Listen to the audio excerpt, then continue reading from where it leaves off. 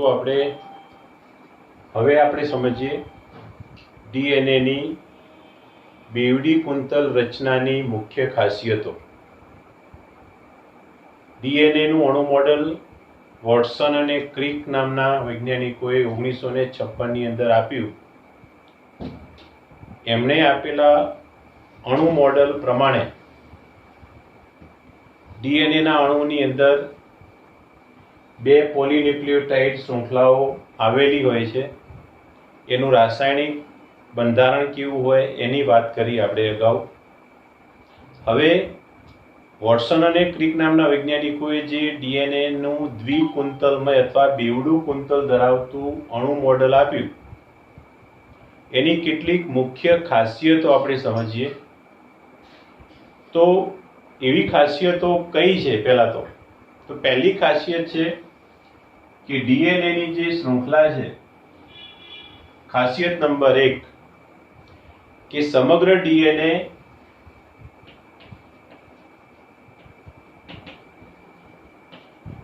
બેવડી પોલીન્યુક્લિયોટાઇડ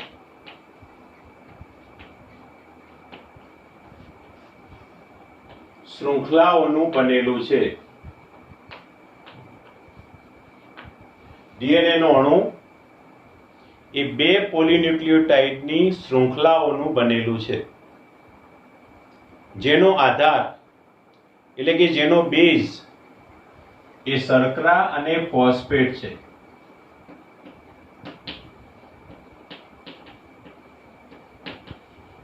એનો આધાર કયો છે? શર્કરા અને ફોસ્ફેટ. એટલે કે આ જે પટ્ટી દેખાય છે તમને, એ પટ્ટીની અંદર શર્કરા અને ફોસ્ફેટ આવેલા છે. સુગર ફોસ્ફેટ આવેલા હોય અહીંયા, શર્કરા ફોસ્ફેટ, શર્કરા ફોસ્ફેટ. અને આ જે ફોસ્ફેટ આવેલો છે એ બહારની તરફ છે એ પ્રક્ષેપિત થયેલો હોય. ફોસ્ફેટ બહારની તરફ હોય છે, તો અંદરની તરફ આ શૃંખલાઓની અહીંયા અંદરની તરફ એ સામાન્ય રીતે નાઇટ્રોજન બેઝ જે છે, નાઇટ્રોજન બેઝ એ અંદરની તરફ પ્રક્ષેપિત થયેલા હોય. આ પહેલી બાબત. નાઇટ્રોજન બેઝ અંદરની તરફ છે પ્રક્ષેપિત થયેલા હોય છે. એટલે કે આ બંને કુંતલની વચ્ચે, આ 2 શૃંખલાઓની વચ્ચે અહીંયા નાઇટ્રોજન બેઝ આવેલા હોય. આપણે જાણીએ છીએ નાઇટ્રોજન બેઝ 4 પ્રકારના છે ડીએનએ ની અંદર: એડેનિન, ગ્વાનિન, સાઇટોસિન અને થાઇમિન. તો આ જે 4 બેઝ છે એ પેર બનાવે છે, અને એવી પેર છે એ અંદરની તરફ પ્રક્ષેપિત થયેલી હોય. આ પહેલી બાબત. ચાલો બીજી બાબત સમજીએ કે ડીએનએ નો જે અણુ છે એ પ્રતિ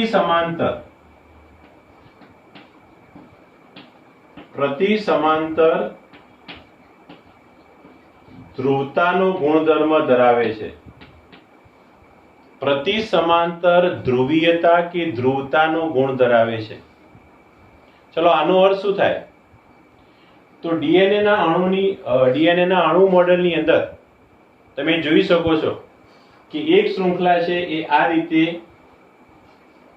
આમ આગળ વધે છે, તો બીજી શૃંખલા એનાથી વિરુદ્ધ દિશામાં ગોઠવાયેલી છે. આ બંને શૃંખલાઓની જે ડાયરેક્શન છે, દિશાઓ છે, એ શાના કારણે છે?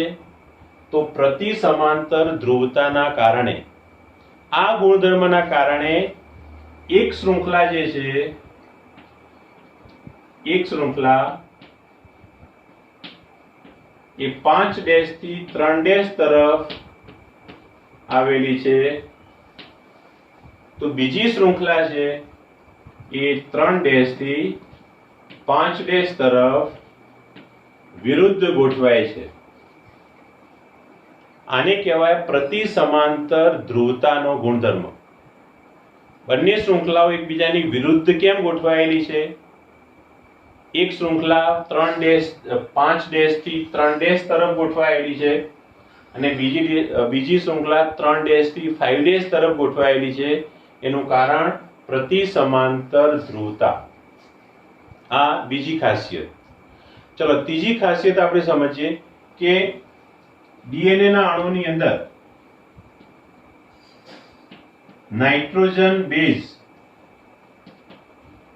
4 પ્રકારના આવેલા છે: એડેનિન, ગ્વાનિન, સાઇટોસિન અને થાઇમિન. 4 પ્રકારના નાઇટ્રોજન બેઝ આવેલા છે. આ ચારે નાઇટ્રોજન બેઝ એકબીજા સાથે નિર્બળ હાઇડ્રોજન બંધ વડે જોડાયેલા હોય છે. એટલે કે આ આકૃતિની અંદર તમે જુઓ તો ધારો કે એક શૃંખલા ઉપર અહીંયા એડેનિન આવેલો છે, એડેનિન, તો બિલકુલ એની સામેની શૃંખલા ઉપર થાઇમિન હોય છે. યાદ રાખજો, થાઇમિન. અને આ બંને બે નિર્બળ હાઇડ્રોજન બંધથી જોડાયેલા છે. એક ગ્વાનિન આવેલો હોય, ધારો કે અહીંયા ગ્વાનિન આવેલો છે, તો સામેની શૃંખલા ઉપર સાઇટોસિન આવેલો હોય હંમેશા, જે 3 નિર્બળ હાઇડ્રોજન બંધથી જોડાયેલો છે. આ રીતે તમે જુઓ તો શૃંખલાની અંદર એડેનિન સાથે થાઇમિન અને ગ્વાનિન સાથે સાઇટોસિન નિર્બળ હાઇડ્રોજન બંધોથી જોડાયેલા છે. એના કારણે યાદ રાખજો ખાસ કે એના કારણે શૃંખલાઓ વચ્ચે જે અંતર છે એ જળવાઈ રહે છે. શૃંખલા વચ્ચેનું અંતર જળવાય છે. આ પણ એનો એક અગત્યનો ગુણધર્મ થશે. આ બંને જે જોડ છે એને આપણે બેઝ પેર કહીએ છીએ. એટલે એડેનિન સાથે હંમેશા થાઇમિન પેર બનાવે અને ગ્વાનિન સાથે હંમેશા સાઇટોસિન પેર બનાવે. આ ચારેય નાઇટ્રોજન બેઝ વચ્ચે કયો બંધ આવેલો છે? નિર્બળ હાઇડ્રોજન બોન્ડ. એના કારણે શૃંખલાનું જેટલું અંતર અહીંયા છે એટલું અંતર અહીંયા રહે, એટલું અંતર અહીં જળવાય, એટલું અંતર અહીંયા જળવાય છે. બે શૃંખલાઓ વચ્ચેનું જે ડિસ્ટન્સ છે એ જળવાઈ રહે છે. ખાલી જાણવા માટે કે આ જે બે શૃંખલાઓ વચ્ચેનું અંતર છે, અહીંથી અહીં સુધીનું અંતર એ 20 એંગસ્ટ્રોમ જેટલું હોય છે. 20 એંગસ્ટ્રોમ. તો એ જળવાઈ રહેવા પાછળનું કારણ નાઇટ્રોજન બેઝ વચ્ચે રહેલા નિર્બળ હાઇડ્રોજન બંધો. ઓકે, ચાલો હવે એ જ રીતે આપણે ત્રીજી ખાસિયત સમજીએ, ચોથી ખાસિયત સમજીએ કે ડીએનએ ના અણુની અંદર આ બંને શૃંખલાઓ જે છે, મોટા ભાગના સજીવોમાં ડીએનએ નું જે કુંતલ હોય છે, કુંતલ, એ જમણેરી કુંતલ હોય છે. જમણેરી કુંતલ. સ્ક્રીન જોતું રહેશો ભાઈ. એટલે કે ડીએનએ મોટા ભાગના સજીવોમાં જમણેરી કુંતલ ધરાવે છે. જમણેરી કુંતલનો મીનિંગ શું થાય? તો હું તમને એનું એક ઉદાહરણ આપું કે ઘણી વખતે પાણીની બહુ ઊંચી ટાંકી હોય તો એના ઉપર, એ ટાંકી ઉપર ચડવા માટે ગોળ સીડી બનાવેલી હોય છે. હવે એ ગોળ સીડી છે એની બહારની બાજુ જમણી તરફ હોય, આ બાજુ આમ, અને આપણે આમ ચડતા હોઈએ ઉપર, તો આને કહેવાય જમણેરી કુંતલ. અને જો આ રીતે ચડતા હોઈએ આમ, તો એ ડાબેરી કુંતલ કહેવાય. તો ડીએનએ નો અણુ મોટા ભાગે કેવું કુંતલ ધરાવે છે? જમણેરી કુંતલ ધરાવે છે. અને આ જમણેરી કુંતલ છે એ કુંતલની અંદર એનો એક વળાંક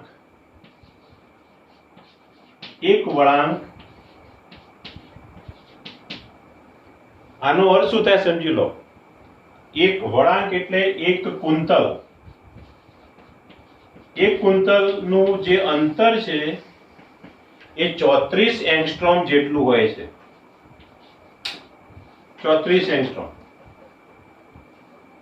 એક કુંતલ નું અંતર એટલે શું? કુંતલ કોને કહેવાય? વળાંક કોને કહેવાય?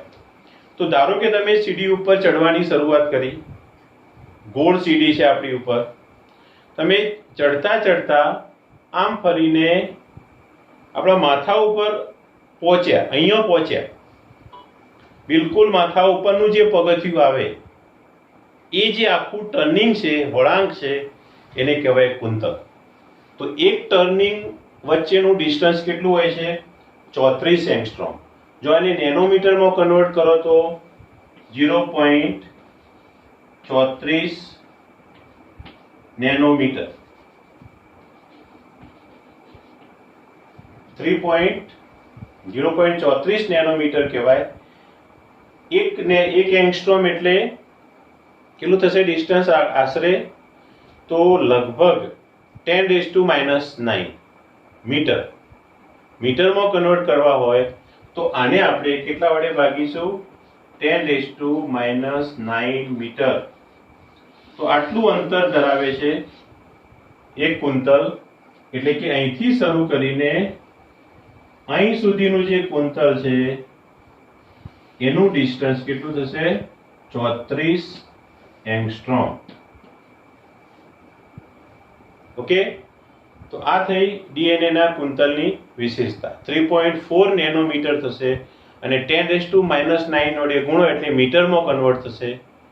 તો કેટલા મીટર થશે? 3.34 ગુણ્યા 10⁻⁹. આ એની વિશેષતા નંબર 4. ચાલો હવે આ એક જે કુંતલ છે, વળાંક છે, એની વચ્ચે 10 ન્યુક્લિયોટાઇડ્સ આવેલા હોય જોડમાં. એટલે કેટલી બેઝ પેર થશે? અહીંયા એક બેઝ પેર, આ બીજી, ત્રીજી, ચોથી, પાંચમી, છઠ્ઠી, સાતમી, આઠમી, નવમી અને 10મી. 10 બેઝ પેર આવેલી હોય. 10 બેઝ પેર. એક કુંતલની અંદર 10 બેઝ પેર હોય તો બે બેઝ પેર વચ્ચેનું અંતર કેટલું થશે?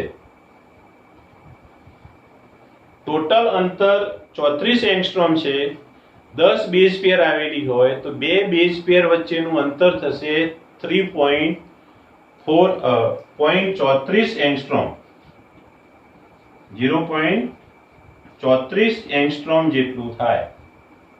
એટલે કે 0.34 નેનોમીટર ડિસ્ટન્સ ધરાવે. ક્લિયર? આનું નેનોમીટરમાં કન્વર્ટ કરીશું કેટલું થશે?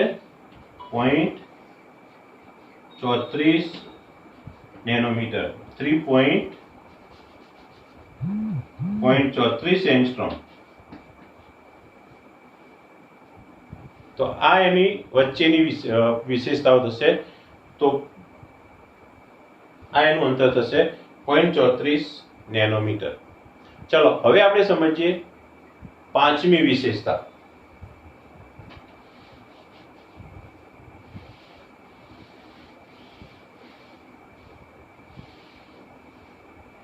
ડીએનએ ના અણુની પાંચમી વિશેષતા કે શૃંખલાઓ વચ્ચે જે નાઇટ્રોજન બેઝ આવેલા છે, હાઇડ્રોજન બોન્ડ,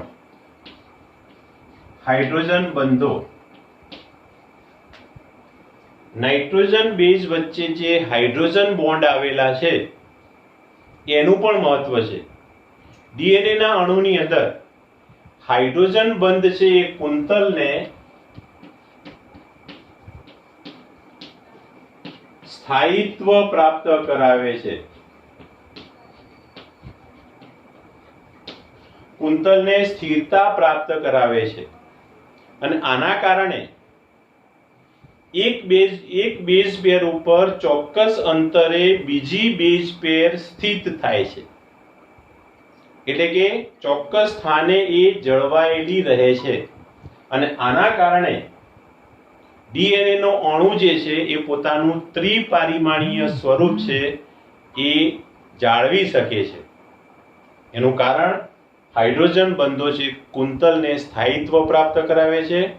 એના કારણે એક બેઝ પેર ઉપર બીજી બેઝ પેર છે સ્થિત થતી હોય છે, ચોક્કસ અંતરે ગોઠવાયેલી જ રહે છે. એ આગી પાછી થતી નથી કે ઉપર નીચે થતી નથી, આના લીધે ડીએનએ ના અણુને સ્થાયિત્વ પ્રાપ્ત થાય છે, સ્થિરતા પ્રાપ્ત થાય છે. એટલે કે ડીએનએ નો અણુ સ્થિર છે એનું કારણ હાઇડ્રોજન બંધો કુંતલને સ્થાયિત્વ પ્રાપ્ત કરાવે છે.